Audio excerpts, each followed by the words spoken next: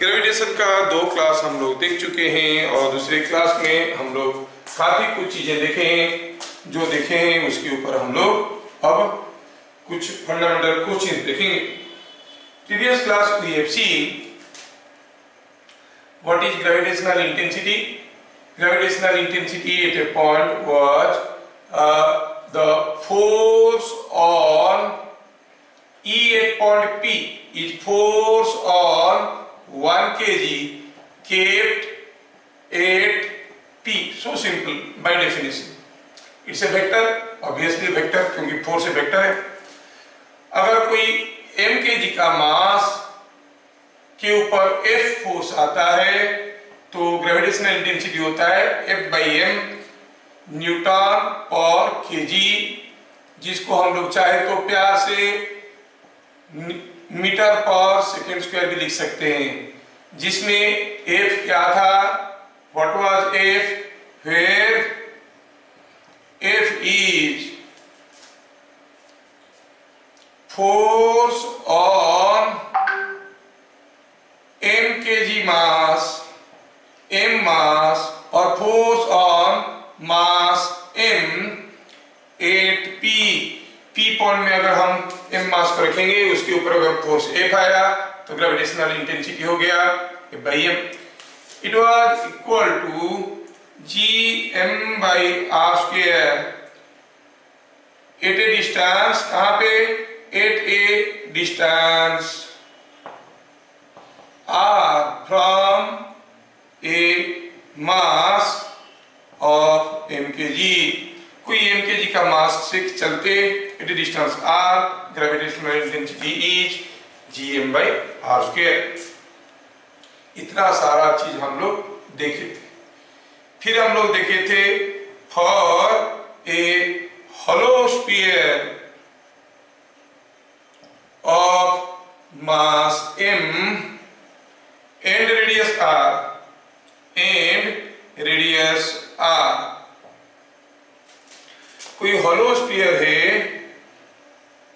जिसका मास m है और रेडियस r है, तो इसके चलते कोई एक हॉलो स्फीयर है, मास m है, रेडियस r है, ऐसा कोई हॉलो स्फीयर के चलते at any distance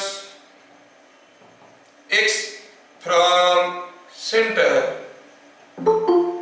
at any distance x from center, the intensity was 0 for x less than r, and it was gm by x square for x greater than equal to r. Also we have seen the variation of intensity due to a hollow sphere. The intensity E is taken along this axis, x the distance from center is taken along this axis. Intensity was 0 inside, suddenly it rises to a high value, then again decreases. So the intensity was maximum at the surface, and we have seen the maximum intensity was gm/r²। अच्छा, gm/r², यहाँ पर मैं r लिया हूं capital R, तो ऐसा था, ये था इंटेंसिटी। इतनी सारा चीज हम लोग समझ चुके हैं, ठीक है। तो ये हो गई हमारी बात। फिर हम लोग वेरिएशन ऑफ g के बारे में भी काफी कुछ चीजें देखे थे, थोड़ा उसको भी लिख लेते हैं, जितना देखे थे उसको लिख लेते हैं। Point number 4, g is nothing but acceleration due to gravity, acceleration due to gravity। but acceleration due to gravity means acceleration due to gravitational forces। अगर कोई मास m के ऊपर ग्रेविटेशनल फोर्स F आया तो उसका एक्सीलरेशन होगा F/m, but that is what is called the intensity। So it is nothing but intensity of gravitation, है कि नहीं, intensity of gravitation or gravitational intensity. G was equal to Gm by r square. कहाँ? On surface of earth. It was equal to Gm by r square on surface of earth. दूसरा क्या था? At any height h, तो उसका value क्या आता था? Gm by r plus h का होल स्क्वायर और g r by r plus h का होल स्क्वायर। ठीक है, g डैश, इसको g डैश कहो, थोड़ा सा गड़बड़ हो गया। नाउ इसे g डैश हो गया Gm by r plus h का होल स्क्वायर। g डैश का वैल्यू था Gm by r plus h का whole square. What is this g dash? g, और ये g क्या था? हम लोग लिख रहे थे इसको g on the surface, gs। I right gs, जिसका वैल्यू कितना है? 9.81। आप जानते हो, जैसे आप लोग यूज करते हो, है ना, तो हम कहेंगे ये 9.81 है। अच्छा, तो जी डैश का वैल्यू क्या था? Gm by r plus h का होल स्क्वायर। कहाँ पे? At any height h above surface, g dash का वैल्यू इतना होता था। And it was also given by gs into 1 minus 2h by r। 8 small height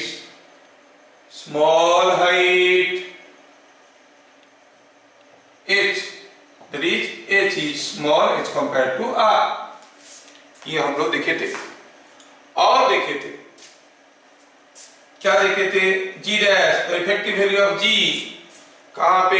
eight a depth r, at a depth h was gm into r minus h by r का cube.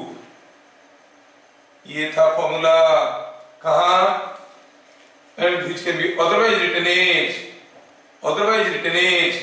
g r minus h by r।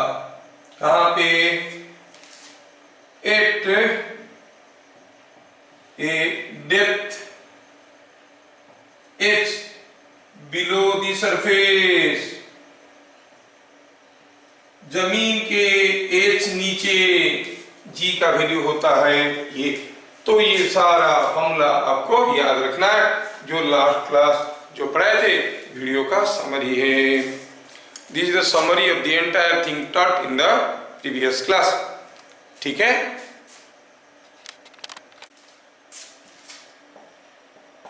consider the concentric hollow spheres।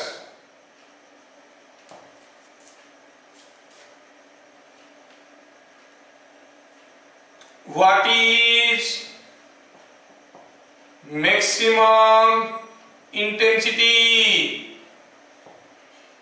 anywhere?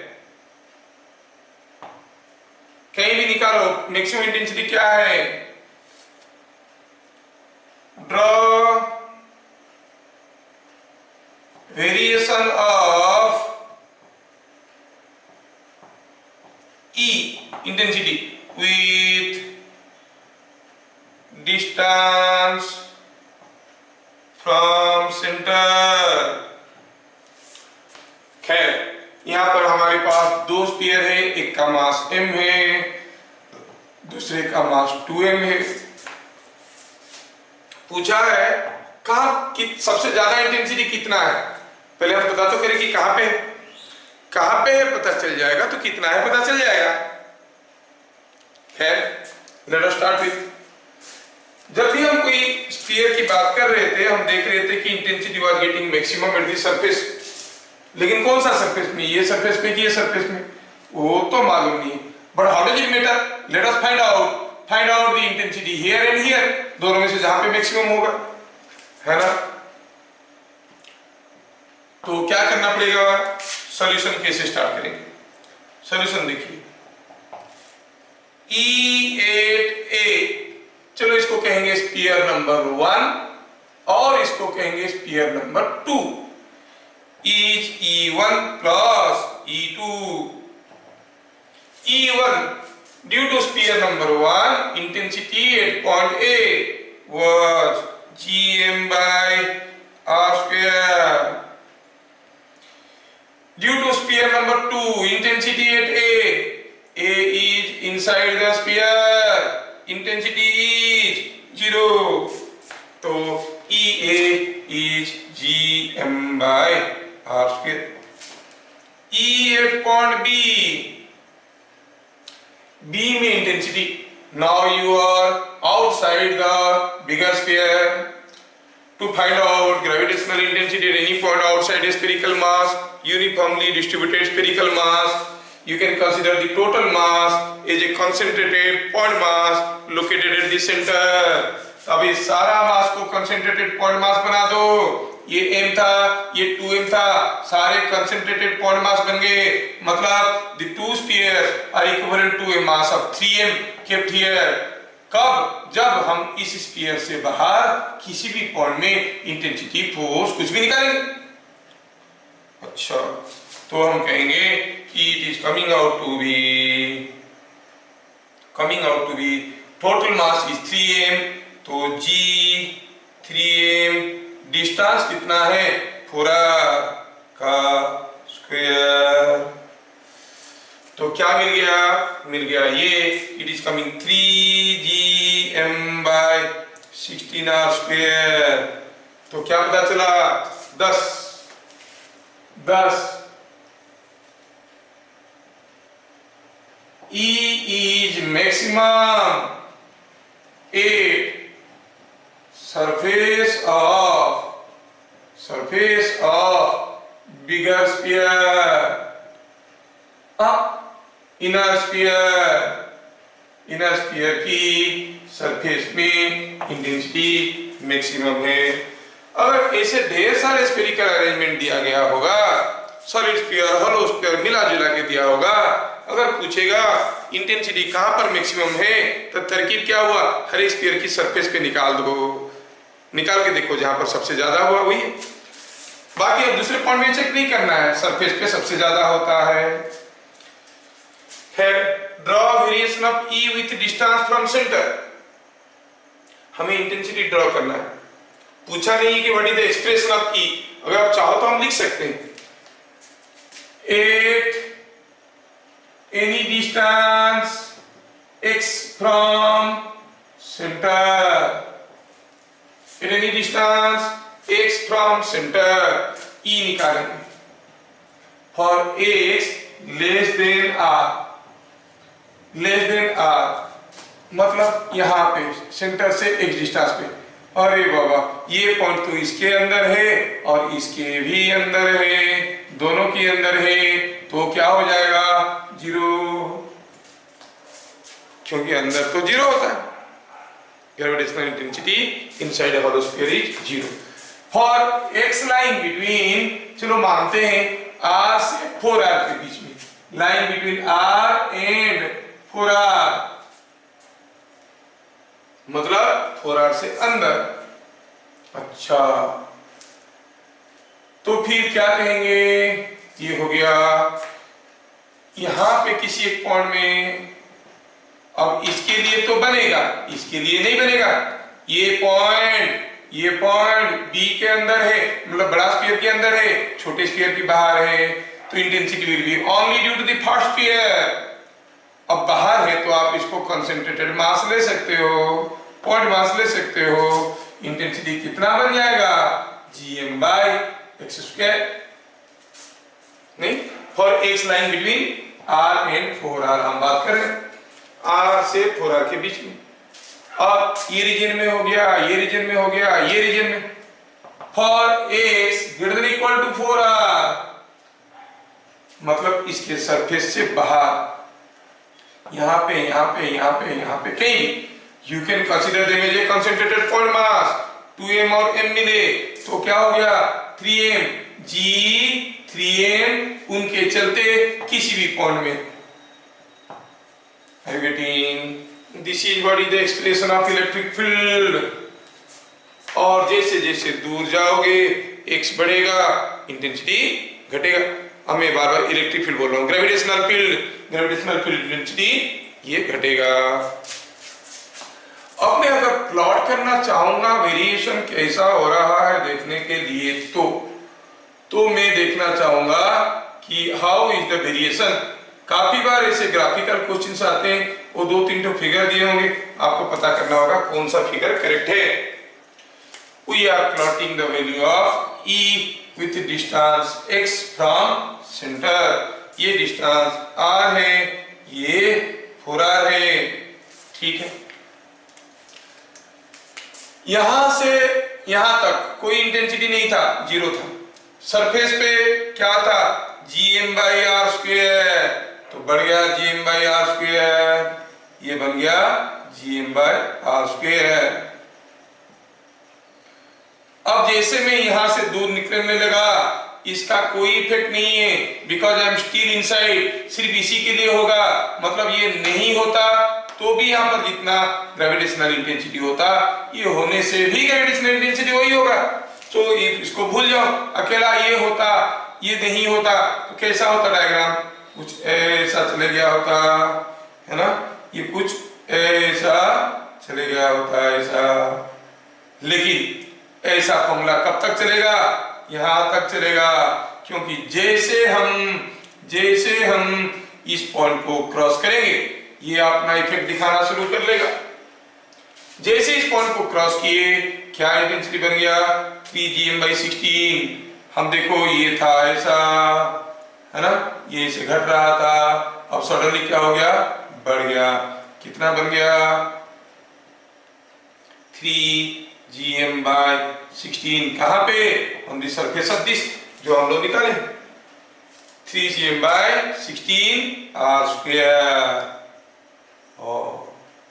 अच्छा फिर क्या हुआ उसके बाद और क्या हुआ फिर ये तो बाहर जाने लगा तो जैसे जैसे x बढ़ेगा इंटेंसिटी घटेगा the diagram goes like this now this is what is the complete diagram intensity बढ़ गया gm/r² और जस्ट b को जाने से पहले जस्ट यहाँ पे just inside the bigger sphere क्या था देखो तो just inside the bigger sphere 2m के लिए तो कुछ नहीं था क्यों क्योंकि the point was inside only m के लिए था कितना होगा gm/4r का स्क्वायर मतलब ये कितना था gm/16 r² तो मतलब ये जितना था अब ये उसका 3 गुना है तो diagram is now complete they'll ask you a variation like this ठीक है मेरे ख्याल से आपको ठीक ठाक समझ में आ गया होगा कोई डाउट है कोई शक कोई सवाल नहीं है ठीक for the regular hexagon find E at point C E is E for intensity gravitational intensity yes तो C में पूछा है और पूछा है कि अगर 1 kg मास निकाल देंगे तो क्या होगा 2 kg मास निकाल देंगे तो क्या होगा हर एक केस में E पूछा है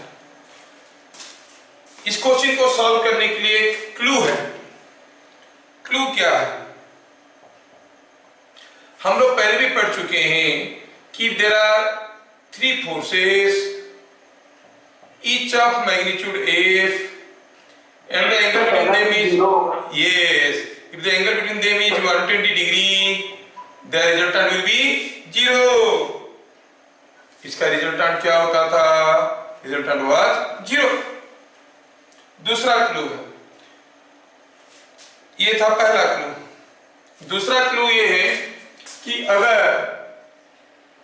अगर हम कहेंगे कि किसी बॉडी के ऊपर ढेर सारे फोर्सेस आ रहे हैं F1 F2 F3 F4 है ना F5 F6 ऐसे करके ढेर फोर्सेस आ रहे हैं।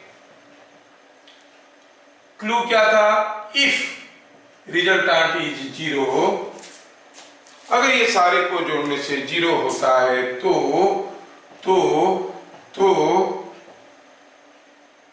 Then by removing F6 the resultant becomes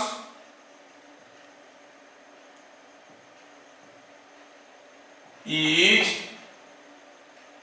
new resultant. क्या हो जाएगा? F6 को निकाल देंगे, ये सारा फोर्स को जोड़ने से जीरो होता है, F6 को निकाल देंगे या F4 को निकाल देंगे। चलो F4, ये सारा मिलके जीरो हो रहे हैं, मतलब ये सब मिलके कितना हो रहे होंगे? Equal and opposite to F4।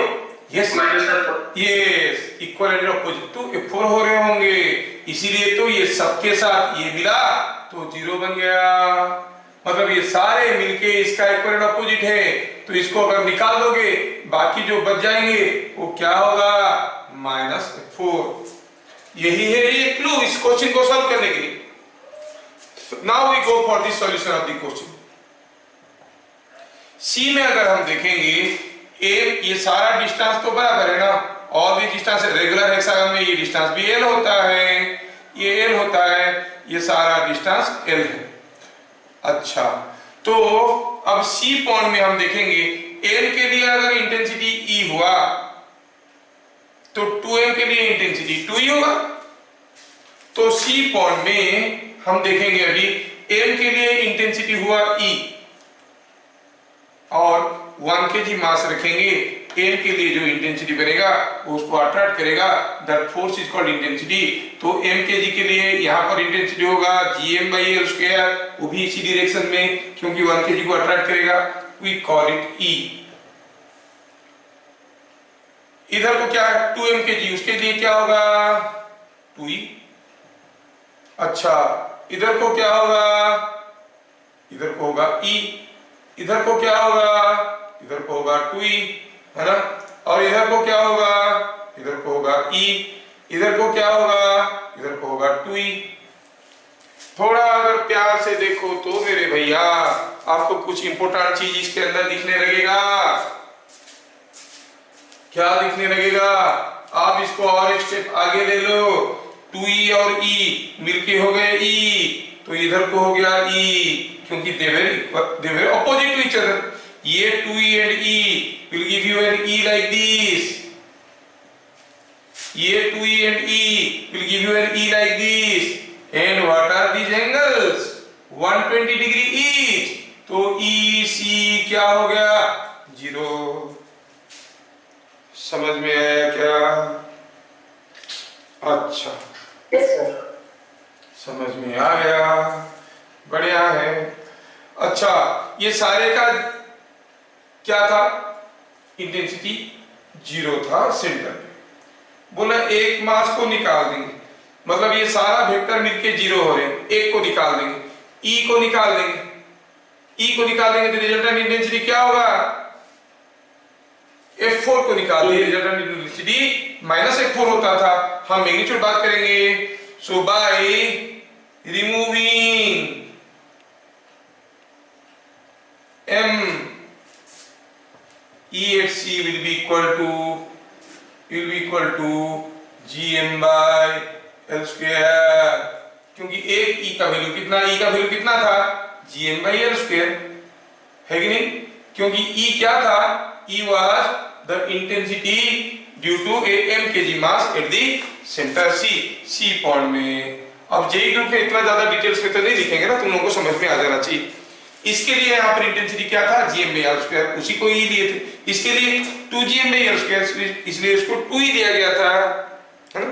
तो फिर बाय रिमूविंग M, अब यहाँ पे अगर इसको निकाल देंगे, एक तो M को निकाल लिए तो उसके चलते जो था बाकी सब मिलके उसी के बराबर हो जाएंगे, इक्वल एंड अपोजिट हो जाएंगे, क्योंकि क्लू नंबर 2 आप लोग देख चुके हो।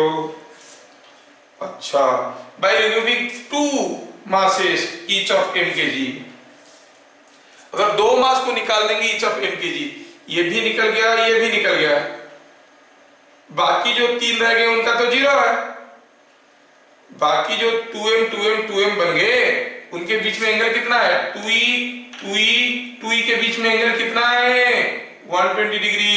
ये तो ऐसे ही 0 है। अब दो ठो m निकाल देंगे, बच गया कौन अकेला m, कितना होगा सेम gm बाई स्क्वायर, क्योंकि बाकी का तो 0 है। क्या मैं समझा पा रहा हूं सबको? Yes sir. अगर दो ठो m को निकाल दिया तो रह गया कौन 2m 2m 2m and m। ये तीनों 2m का मिला जुला इफेक्ट तो होगा 0। रूल नंबर 1, खाली m के लिए कुछ रहेगा, कितना रहेगा बाय बिट नंबर 3 में by removing 2 number of m kg masses E8 point C will be same gm by L square, कोई बदलाव नहीं आएगा। एक निकालो या दो निकालो, इंटेंसिटी तो वही रहेगा gm by L square। मेरे ख्याल से मैं आपको समझा पाया हूं। Yes sir. A mass m was broken into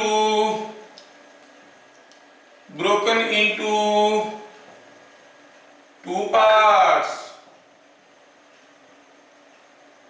अब इक्वल पार्ट तो नहीं बोला है, जस्ट टू पार्ट्स में, and the parts were separated by a distance r। Find ratio of mass in the two parts for which force between them will be maximum. दोनों part का मास का ratio बताओ ताकि फोर्स मैक्सिमम होगा। Question number 4,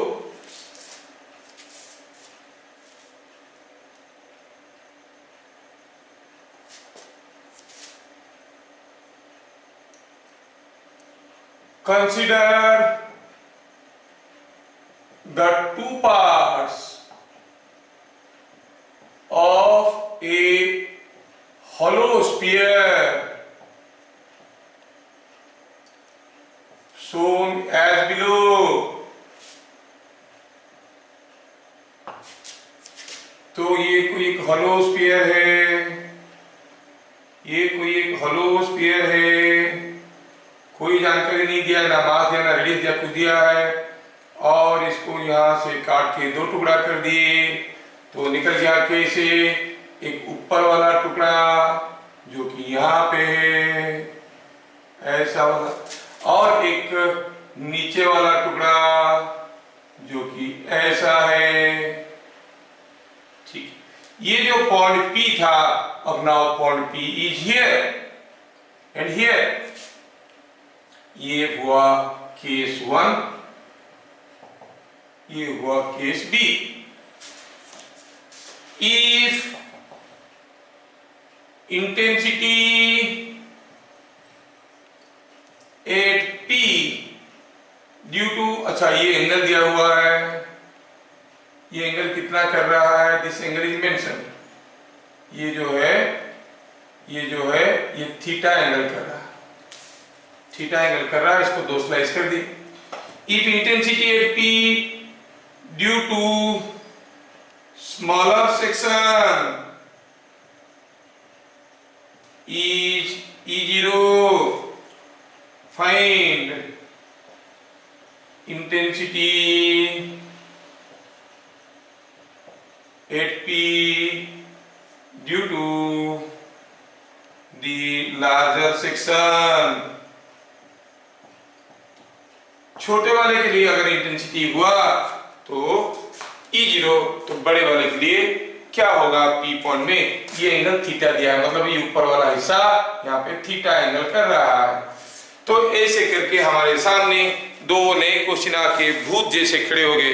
हम अपना दिमाग चलाएंगे, मंत्र मारेंगे और सॉल्व करेंगे। करो। क्या दिया है, A mass was broken into two parts and the parts were separated by a distance r। तो ऐसा करते हैं, कोई मास m था, दो टुकड़ा किए, एक बना दिए x, दूसरे को बना दिए m-x। अब ये दोनों टुकड़े के बीच में डिस्टेंस क्या दिया है, एक हो गया x, दूसरा हो गया m-x। क्या डिस्टेंस है दोनों के बीच में, r। तो पक्का दोनों के बीच में कुछ फोर्स होगा। What is the force, force is g m1 m2 x into m-x by r square। ये हो गया फोर्स। ये फोर्स मैक्सिमम कब होगा, when this force will be maximum, the force is maximum। हम x का वैल्यू बदलते जाएंगे, मान लो x को 0 कर दिए, x को 0 कर दिए तो फोर्स 0 हो गया, क्योंकि यहाँ पे 0 मास है। x को बढ़ाते जाओ, फोर्स बढ़ते जा रहा है।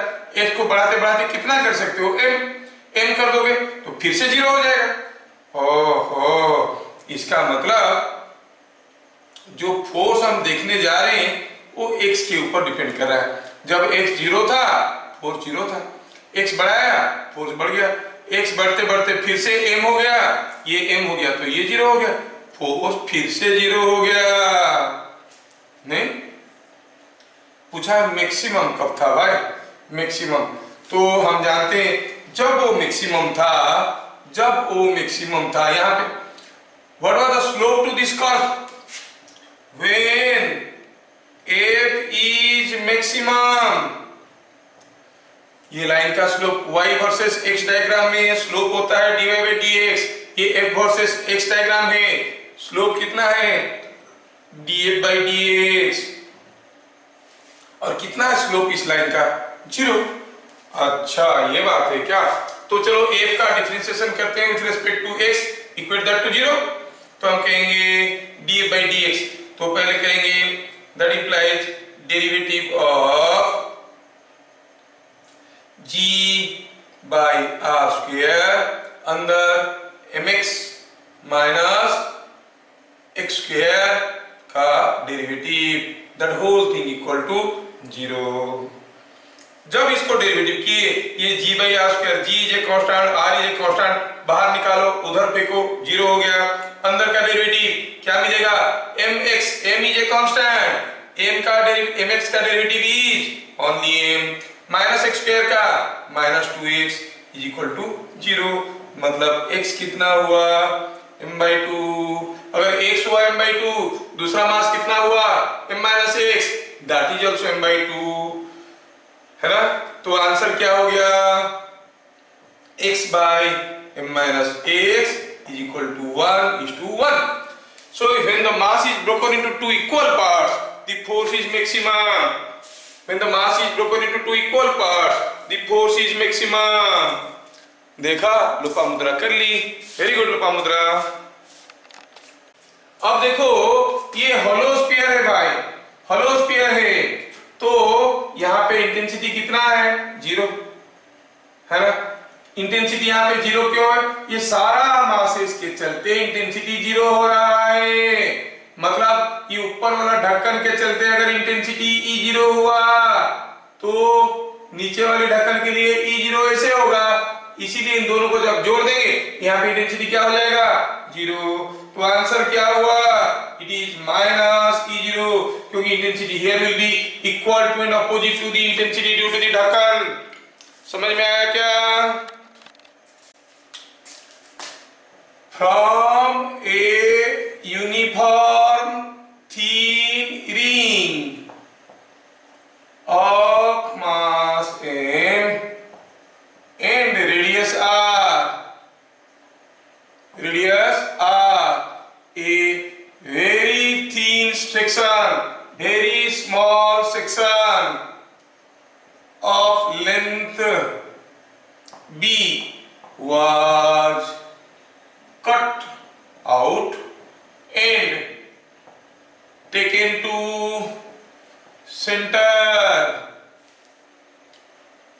offering. What will be force on this section? ये हो गया question. Question number 5। Question number 6 निकाल के देखो, थोड़ा फोटो सेंड कर देंगे। ठीक ठीक ठीक ठीक, विल डू इट। तो ये हो गया question number 5। Question number 6, question number 6 में दे रहा हूं अभी, उसके बाद फोटो भेज दूंगा।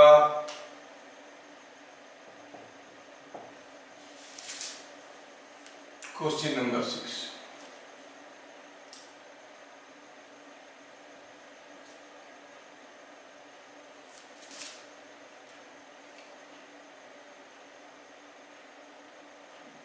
a solid sphere of mass m and radius r is concentric with a hollow sphere of mass m and radius 2r. Draw the variation of E with distance from center. Draw variation of E with distance from center. From a uniform ring of mass m and radius r, a very small section of length b was cut out and taken to center. कोई एक ring था, ये है ring मास m radius r का। अब इस ring को छोटा सा सेक्शन काट के निकाले और सेंटर पे ले आए। छोटा सा section, now it is at the centre. पूछा इसके ऊपर क्या फोर्स आएगा। अब रिंग का सेंटर में इंटेंसिटी कितना था? इट वॉज 0, हम जानते हैं। अब क्या इसके ऊपर फोर्स 0 होगा? नहीं होगा। कांसेप्ट क्या? तो पहले लिखेंगे सॉल्यूशन ऐसे, सॉल्यूशन ऐसे, मास ऑफ सेक्शन। हम लोग जेई ग्रुप के लिए कर रहे हैं तो ज्यादा फैला के तो नहीं लिखेंगे। ये जो छोटा सा सेक्शन काट के निकाले जिसका लेंथ b था, उसका मास कितना होगा? अरे बाबा, 2 पाई आर लेंथ का मास था, m यूनिट लेंथ का था, m/2 पाई आर, तो b लेंथ का कितना होगा? Into b। ओहो, ये बात है। तो इस छोटे वाले सेक्शन का मास को अगर हम m डैश कहेंगे तो m डैश हमें पता चल गया। अब ये m डैश छोटा सा सेक्शन है तो can be considered as a point mass, as it is small it can be considered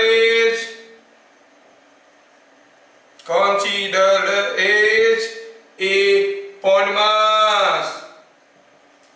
ठीक है। अब इसके ऊपर क्या फोर्स आएगा? अब यहाँ का कोई मास इसको खींचेगा, तब यहाँ का मास खींचेगा तो यहाँ का मास भी तो खींचेगा। क्या हो गया? फोर्स 0। हर एक मास के लिए उसके ऊपर जो फोर्स आएगा, ऑपोजिट मास के लिए उसके ऊपर जो फोर्स आएगा वो कैंसिल कर जाएगा। बस बच जाएगा तो कौन ना, इसके ऑपोजिट में, ये वाला सेक्शन की ऑपोजिट में जो मास है उसके चलते जब फोर्स आएगा, कैंसिल करने वाली मास नहीं है। बस ये समझना है, इसके ऊपर जो फोर्स आएगा इसके चलते उसको कैंसिल करने वाला फोर्स इधर नहीं, मास इधर नहीं है, लेकिन इसके चलते जो फोर्स आएगा उसको ये कैंसिल करेगा, इसके चलते जो आएगा ये कैंसिल करेगा, इसके चलते जो आएगा वो ये। सब opposite masses will cancel there effects, but इसके चलते जो आएगा मास, उसका मास इधर नहीं है। कौन सा मास नहीं है? m डैश नहीं है। मतलब यहां पर ये मास कितना है? m dash. m डैश का अपोजिट में जो मास है वो यहां पर नहीं है, तो यहां पर m डैश है, यहां पर m डैश है। फोर्स पूछा है। इतना सारा कंसेप्ट के बाद आप कहोगे फोर्स ऑन सेक्शन। देख लो कितना हो गया जी एम डैश, ये भी एम डैश, ये भी एम डैश का स्क्वायर बाय रेडियस कितना था आर स्क्वायर, जबकि एम डैश का वैल्यू आपको मालूम है। तो आप कहोगे g m b by 2 pi r square का स्क्वायर, 2 पाई आर होना चाहिए, आर स्क्वायर था भी, इसको भी अंदर ले लिया क्योंकि ये आर स्क्वायर है, ये हो गया टू द पावर 4 हो जाएगा, यहाँ पर भी बात एक ही हो गया। So what you find the force is proportional to 1 by r to the power 4। ये हो गया कोई दूसरा क्वेश्चन, वो पूछेंगे the force on the section is proportional to r to the power 2, r to the power 4, r to the power 0। तो क्या देख रहे हैं, force is proportional to r to the power 4। कोई भी एक छोटा सा सेक्शन को अगर सेंटर में ले आएंगे तो जो फोर्स आएगा that will be proportional to r to the power 4। है कितना इंटरेस्टिंग क्वेश्चन, देखे क्या? Yes sir, Yes. ऑलमोस्ट हो गया। ठीक ठीक, ऑलमोस्ट हो गया था। देखो ये ऑलमोस्ट में कुछ बनता नहीं, या तो 1 और 0, दुनिया बाइनरी है, ठीक है ना। कोई पूछेगा are you married, yes almost married, ये क्या बात होता है? क्या पास कर गया, यस ऑलमोस्ट पास कर गया। ऑलमोस्ट हो गया तो कुछ नहीं होता है, जे वाले इसको कोई क्रेडिट नहीं देते हैं, उसको क्रेडिट देता है आजकल की दुनिया, जिसको कहते हैं आर्टिफिशियल इंटेलिजेंस। 0 और 1 के बीच में वो वैल्यूज निकालते हैं, तो उसमें ऑलमोस्ट का काम आता है। एज यू आर इंटेलिजेंट, तो ऑलमोस्ट हो गया था का कुछ मतलब निकलता है। एनीवे, आपको ये क्वेश्चन सब याद रखना, these are all very typical questions. मैं बता रहा हूं most of the question that I give are very important. कोई बुक से कोई मटेरियल से टाप के नहीं दे रहे हैं, कोई सॉफ्टवेयर भी तो घूम रहा है मार्केट में, डाउट नॉट माउट नॉट करके क्वेश्चन डाल के देखो। अरे they are all doing with pre recorded questions, कोई भी क्वेश्चन देंगे सोल्यूशन नहीं मिलेगा। अगर किसी बुक से किसी मटेरियल से डालोगे तो लोग कर लेंगे, क्यों उसको करके रखें, but these are all our indigenous things, इसके सॉल्यूशंस नहीं मिलेंगे। A solid sphere of mass m and radius r, एक सॉलिड स्फीयर है मास m का, रेडियस r का, और एक हॉलो स्फीयर है, दे आर कंसेंट्रिक। ये सॉलिड स्फीयर है, ये सॉलिड स्फीयर है रेडियस r का, ये हॉलो स्फीयर है रेडियस 2r का, नहीं हाँ, इसका मास m है, इसका मास m है। Draw the variation of e, ठीक है। e को प्लॉट करने की बात चलेगा, थोड़ा ध्यान से देखना, प्रीवियस क्लास हम ऐसा चीज किए थे। क्या किए थे? किए थे कि कोई सॉलिड स्फीयर के लिए इंटेंसिटी कैसे होता था, it was coming like this. क्या आप लोगों को ये फॉर्मूला बताया गया था प्रीवियस क्लास में? Yes sir. हाँ, देन यहां से जैसे हम बाहर निकले इंटेंसिटी घट रहा है, क्योंकि यहां पर जो इंटेंसिटी इसी के लिए तो है, तो क्या होगा, variation will go like this, फिर ऐसे घटने लगेगा, और जैसे आप इस पॉइंट को क्रॉस करेंगे फिर से बढ़ जाएगा और फिर घटने लगेगा, it goes like this. So the variation of intensity with distance from center, variation of intensity with distance from center is clearly shown। आपको ये चीज समझ में आना बहुत जरूरी है।